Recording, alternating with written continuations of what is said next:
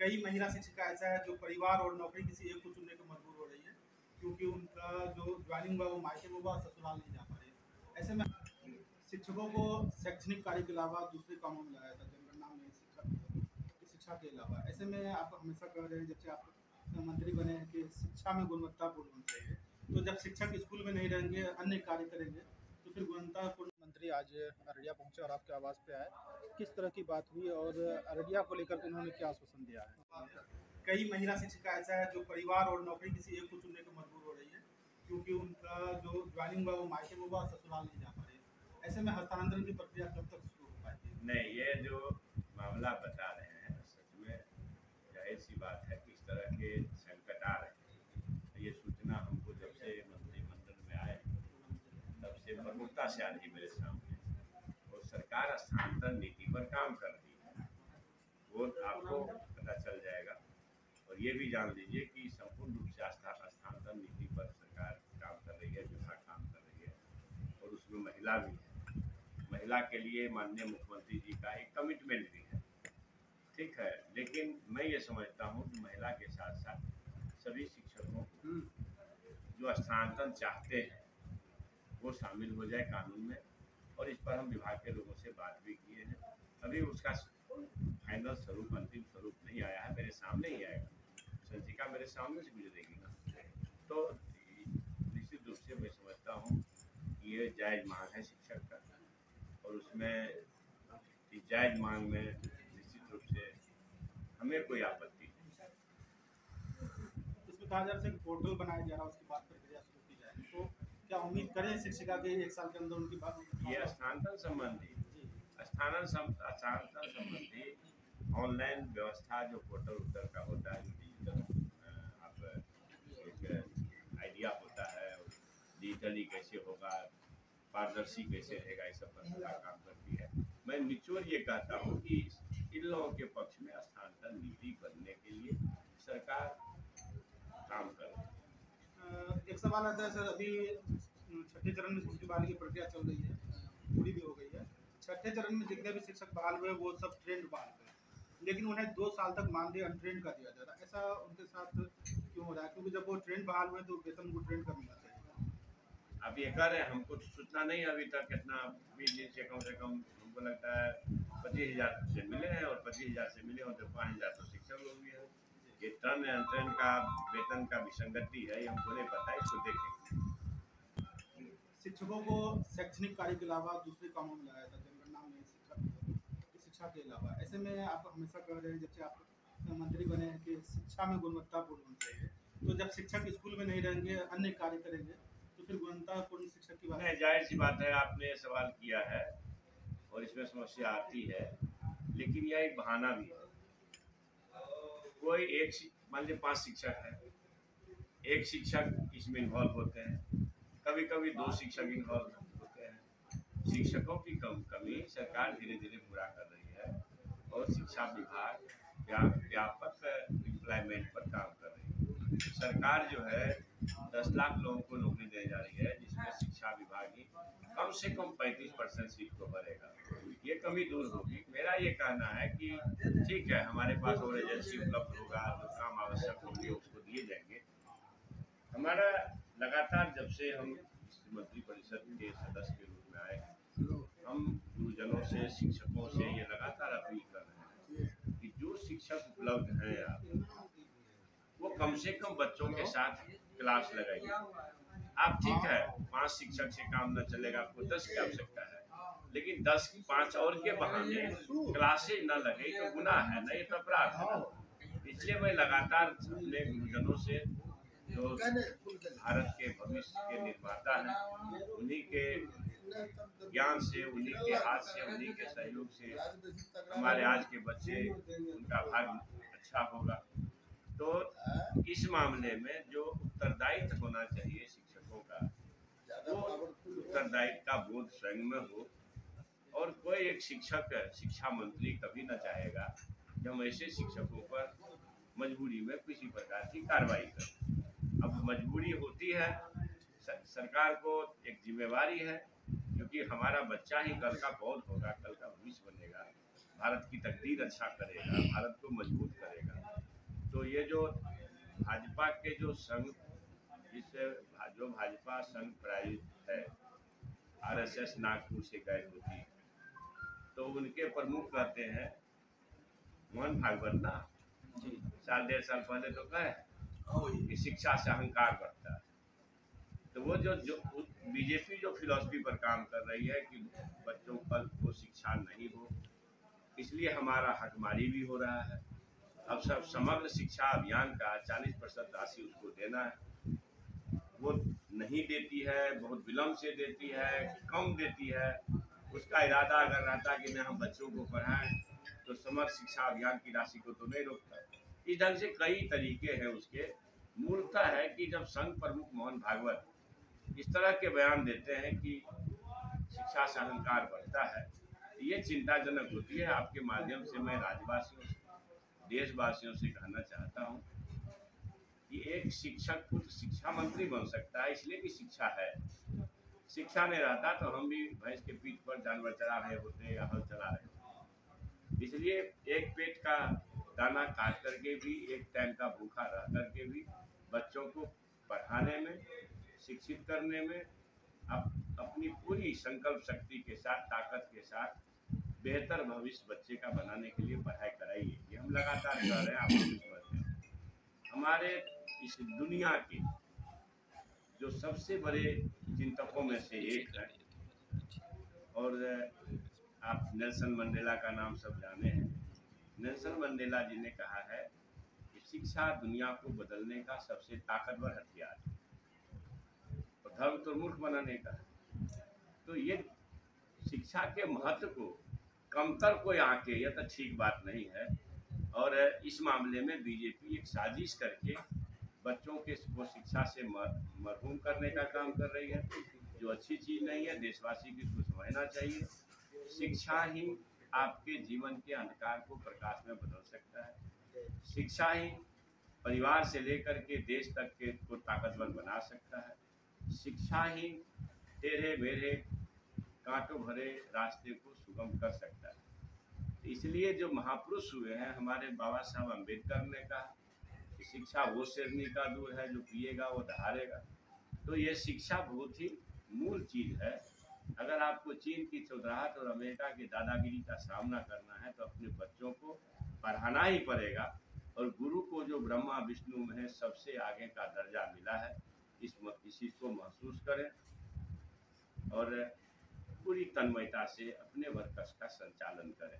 ये आपके माध्यम से मैं अपील करता हूँ। पहले विद्यार्थी स्कूल के माध्यम से मिला करता था, लेकिन पिछले कुछ सालों से है कि पैसा पार्ट गार्जियन के खाते में जाता है, लेकिन गार्जियन किताब खरीद के दे नहीं पा रहे हैं। ऐसे में जब बच्चे किताब लेकर नहीं आए तो शिक्षक क्या पढ़ा पाएंगे?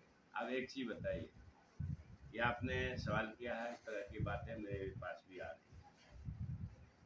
किताब की राशि जाता है पेरेंट के बच्चों के खाते में, और पेरेंट लोग बहुत कम होते हैं जो उसका सदुपयोग कर पाते हैं।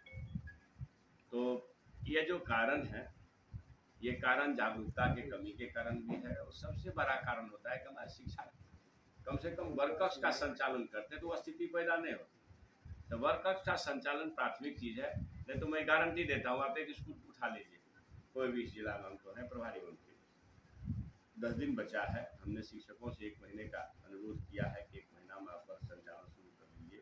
अगर कहीं कुछ त्रुटि रही हो तो उसको भी ठीक करिए। मैं उम्मीद करता हूँ कि हमारे गुरुजन जो बच्चों के भविष्य के भाग्य के निर्माता हैं, कल इस बात का अमल करेंगे। तो एक कोई स्कूल उठा लीजिए जहाँ पढ़ाई ना होती हो, ठीक है। बच्चे 10, 20, 50 ही हों, एडमिशन तो बहुत होते हैं मगर आते नहीं हैं। आते इसलिए नहीं है कि पेरेंट लोग को पता होता है वह वहाँ तो पढ़ाई होती नहीं है, तो हाजिरी बनाना है, पोशाक लेना है, साइकिल लेनी है या अन्य काम करना है। तो इसके चलते जो गार्जियन उदासीन रहते हैं, नहीं भेजते अपने बच्चे को, जैसे इसलिए कि उसको लगता है कि शिक्षक आते ही नहीं तो अब योजना बेकार है। एडमिशन रहता है सरकारी स्कूल में, पढ़ते हैं लोग प्राइवेट स्कूल में। तो इस चीज़ को दूर करने के लिए ये गुरुजनों से ये मेरा अनुरोध है कि आप जब वर्कर्स का संचालन करेंगे आप देखेंगे कि 1 महीना वर्कर्स का संचालन सिर्फ हो जाए तो जहाँ 25 बच्चे आते हैं वहाँ 500 आएंगे, जहाँ 50 आते हैं वहाँ 700 आएंगे। ये हुआ है, आप लोग देखते भी होंगे। कि सरकारी स्कूल में ही इसी एरिया में जहाँ क्लासेज लगता होगा वहाँ बच्चे जरूर से बहुत संख्या में आते हैं। बिहार में तो ऐसे ऐसे स्कूल हैं जहाँ 1800 2,000 बच्चे आते हैं। ऐसे स्कूलें भी है जहाँ अकेला मैंने ये होता है कि ना बहुत सारा स्कूल को मिला के जोड़ दिया, वहाँ नहीं, अकेले भी कोई अगर स्वतंत्र स्कूल है तो वहाँ भी बच्चियों की स्कूल में 1200-1500 इतना बच्ची अपीयर होता है। इसका मतलब है कि हमारे शिक्षक वृंद जब खड़े होंगे तो जरूर से बच्चा स्कूल में आएगा, बच्चे की कमी नहीं रहेगी, क्योंकि नामांकन तो रहता है, सब लोग जानते होंगे।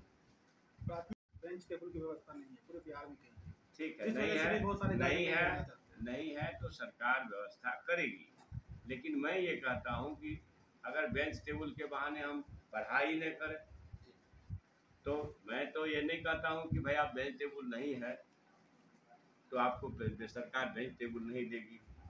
हमारे विधायक लोग को भी फंड होता है, हमको भी फंड होता है कि विधायक लोग कम से कम अपने बच्चों के सहूलियत के लिए, सुविधा के लिए ये बेंच डेस्क दे। हाँ, हर विधायक को होता है, 3 करोड़ रुपया मिलती है और ये विधायकों को प्राथमिकता के तौर पर बेंच डेस्क देनी चाहिए। सरकार के संज्ञान में है इस बात, सरकार इस बार काफी इस पर काम कर रही है और बच्चों के स्कूल में बेंच डेस्क उपलब्ध कराने का प्रयास कर रहे हैं हम लोग। बहुत आयत हो सकता है, बहुत ज़्यादा संख्या में या जितना जरूरी हो उतना न हो पाए तत्काल, लेकिन जरूर से होगा। लेकिन जो ये योजना विकास विभाग जो काम करती है तो हर जगह तो माननीय विधायक है, हर जगह माननीय विधायक हैं, तो जरूर से हम विधायकों से भी आशा करते हैं कि जहाँ हर जगह कमी नहीं है, लेकिन जहाँ बेंच डेस्क की कमी है वहाँ लगाएं। मैं पुनः कहता हूँ अपने शिक्षक बंधुओं से कि ठीक है, हो सकता है आपको बेंच डेस्क की कमी हो, नदारद की स्थिति में भी हो, ऐसा नहीं रहता है, लेकिन मान लिए नदारद हो तो हम लोग जब पढ़े हैं ना भाई साहब, बोरा चट्टी बिछा करके, तो पढ़ाई संचालित हो जाएगा तो निश्चित रूप से इंतजाम होने में हो सकता है महीना 2 महीना लग जाए, लेकिन क्लास लग जाएगा तो उसमें क्या दिक्कत है। ऐसा नहीं है अगर बच्चे पढ़ना शुरू कर देंगे, ऐसा ना है कि गार्जियन कहेगा कि ना बेंच डेस्क नहीं है तो हम भेजबे नहीं करेंगे। सीनियर क्लासेज में दिक्कत होती है खास करके, तो सीनियर क्लासेज में ना दिक्कत है, उसको प्राथमिकता के तौर पर पहले पूरा करने का सरकार प्रयास कर रही है। लेकिन बच्चों के स्कूल में तो हमको लगता है कि अगर बेंच डेस्क तत्काल नहीं भी रहता है लोग पढ़ सकते हैं। हर महीना सैलरी नहीं मिलता, दूसरी ओर सरकार कहती है कि केंद्र सरकार से आवंटन नहीं है जिस वजह से सैलरी सरकार कहती है कि अभी जो 94 अरब 40 लाख रुपया सरकार अपने बजट में से दी है, राज्य कोष से टोटल एरिया 40% जो देना था केंद्र सरकार को अभी तक नहीं दी है। तो पहले ही हम कहे ये जो मोदी जी हैं बैठे हुए वहाँ देश बेचने में लगे हुए हैं, 11 लाख करोड़ रुपया अपने पूंजीपति मित्रों के NPA कर दिए, किसानों के कर्जे माफ नहीं होंगे, गरीबों के कर्जे माफ नहीं होंगे, तो ये देश लूटने में लोग लगा हुआ है। नमक से कफन तक टैक्स लगा दिया भाई साहब, आप क्या क्या सवाल कर रहे हैं बताइए। सर, आप लोगों के द्वारा बकाया अंतर्वेतन भुगतान के लिए पेमेंट जारी कर दिया गया है, तब उस पर कोई कार्रवाई नहीं हो रहा है। 7 दिन पहले तो पैसा गया है, तो कार्रवाई नहीं कैसे होगी? जहाँ कार्रवाई नहीं होगी तो अधिकारी न पेंगे, कार्रवाई कैसे नहीं होगी? बीजेपी के प्रदेश मंत्री आज अररिया पहुंचे और आपके आवास पे आए, किस तरह की बात हुई और अररिया को लेकर उन्होंने क्या आश्वासन दिया है? देखिए, ये पहली बार चूँकि इनका मंत्री पद पर आसीन होने के बाद पहली बार आगमन हुआ था और एक तरह से हमारे निवास पर वो आए और हम लोगों ने उनकी स्वागत किया। लेकिन शिष्टाचार एक मुलाकात थी हम लोगों की, और चूँकि प्रभारी मंत्री भी हैं उसके तहत हम लोगों का दायित्व है कि उनका स्वागत करें और कई विषयों पर उन्होंने यहाँ पर चर्चा की। विभाग में अक्सर भ्रष्टाचार का मामला सामने आता रहता है और जो अधिकारी यहाँ हैं उन पर भी आरोप लगता है, ऐसे में क्या लग रहा है जो मंत्री के कार्यकाल में उसमें कुछ बदलाव हो पाएगा? देखिए, मंत्री जी काफ़ी गंभीर हैं और पुराने लोग हैं और व्यक्तित्व इनकी अच्छी है और इनका काफ़ी जो डिपार्टमेंट मिला है उस दिशा में उनका है कि उसकी बिल्कुल जो कमियां हैं उसको दूर किया जाए। दूसरी बात, जो गड़बड़ी में शामिल लोग हैं उनकी बातों से ऐसा लगा ऐसे लोगों को वो कभी बर्दाश्त नहीं करेंगे। और प्रभारी मंत्री के हिसाब से भी कई चीज़ें जिला के लोगों ने अवगत कराई, मोटेशन और जो है इन चीज़ों में अररिया जिला के लगभग ब्लॉक के अंचलाधिकारी द्वारा और कर्मचारियों द्वारा जो आर्थिक दोहन किया जाता है किसानों का, मजदूरों का, जो छोटे छोटे किसान हैं, इस दिशा में भी लोगों ने उनको अवगत कराया और इसमें उनका ठोस पहल होगा। जैसा कि वो लोगों से मुखातिब होते हुए कह रहे थे कि इस चीज़ को कतई वो बर्दाश्त नहीं करेंगे। रहा शिक्षा की बात, ये तो पड़ोसी हैं, ठीक है, आदमी के पास कोई जादू की छड़ी नहीं होती है कि पूरे बिहार को अगर एक बार देख ले। पूर्व के भी शिक्षा मंत्री ने बेहतर काम करने का प्रयास किया है, लेकिन चूंकि ये पड़ोसी हैं तो इनका ज़्यादा नजर रहेगा। आपने जैसा अररिया जिला के लिए बताया करप्शन, तो उस दिशा में भी इनका बहुत ही मजबूत सोच है और ऐसा इन्वॉल्वमेंट अगर पाया गया तो ऐसे लोगों पर त्वरित कार्रवाई पर ऑफिसर हैं, ये शिक्षकों की आदर करने जाते हैं। शिक्षक भी अपना कर्तव्य निभावें, वो बेहतर और ईमानदारी के साथ निर्वहन करें, तो उनको अगर किसी तरह का प्रताड़ना किया जाएगा तो मुझे लगता है कि निश्चित रूप से जो प्रॉपर एक्शन है वो माननीय मंत्री द्वारा लिया जाएगा। शिक्षक के गृह जिला हस्तांतरण को लेकर के भी कुछ बातें हुई नहीं, हैं। देखिए ऐसा है ना कि अभी तो इन्होंने बोला है, अभी तुरंत ही प्रभारी लिए हैं, मंत्रिमंडल में शामिल हुए हैं और लोगों ने भी बिहार की समस्या से अवगत कराया है। और जहाँ तक मेरी बात है तो मैं भी जब शिक्षकगण मुझे किसी इशू को लाते हैं तो मैं खुद भी अपने तौर पे कोशिश करता हूँ कि इनकी बात को सरकार तक पहुँचाए। इसी क्रम में महिलाओं शिक्षकों ने जो न सिर्फ अररिया ज़िला के अलग अलग ब्लॉक में जो परेशानी झेल रही है, वो जो अररिया ज़िला से बाहर भी है, उनकी समस्या को भी हमने तत्कालीन जो शिक्षा मंत्री थे उनको अवगत कराया था। उन्होंने आश्वस्त किया था कि ये 7वां चरण की बहाली होने दीजिए। एक डेवलप किया जा रहा है मामला सिस्टम से और सॉफ्टवेयर से, और उससे तब हम लोग जब डेवलप कर लेंगे तो 7वें चरण के बाद निश्चित रूप से इस दिशा में विचार किया जाएगा और इनका समाधान किया जाएगा कि जो महिलाएं अन्य जिलों में हैं वो गृह जिला कैसे जा सकें।